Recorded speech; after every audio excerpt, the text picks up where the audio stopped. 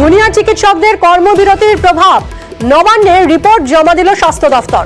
Medical কলেজগুলোতে outdoor পরিষেবা থেকে রোগী ভর্তি, গুরুত্বপূর্ণ অস্ত্রোপচারেও কর্মবিরতির প্রভাব পড়ছে। আরজি করে তরুণী চিকিৎসকের বিচারের দাবিতে টানা কর্মবিরতিতে জুনিয়র ডাক্তাররা। 9 আগস্ট থেকেই তারা কর্মবিরতিতে রয়েছেন এবং এর প্রভাব পড়ছে।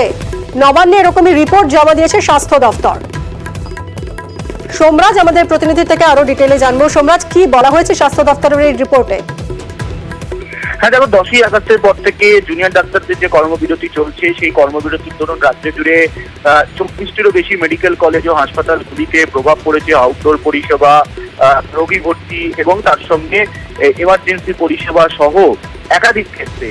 এবং যেটা নবান্নে যে রিপোর্ট রাজ্যের স্বাস্থ্য দপ্তর জমা দিয়েছে, যেটা নবান্ন সূত্রে জানা যাচ্ছে, সেখানে দেখা যাচ্ছে যে মূলত সব থেকে বেশি প্রভাব পড়েছে আউটডোর পরিষেবায়। এক ধাক্কায় 50% পরিষেবা কমেছে আউটডোরে।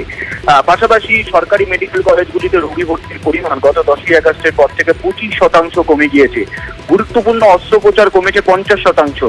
স্বাস্থ্য দপ্তরের যে পরিসংখ্যান, যেটা নবান্ন সূত্রে জানা যাচ্ছে, প্রত্যেক সপ্তাহে রাজ্য জুড়ে মেডিকেল কলেজগুলিতে প্রায় 500 থেকে 600 গুরুত্বপূর্ণ অস্ত্রোপচার হয়, অর্থাৎ যাকে বলা মেজর ওটি।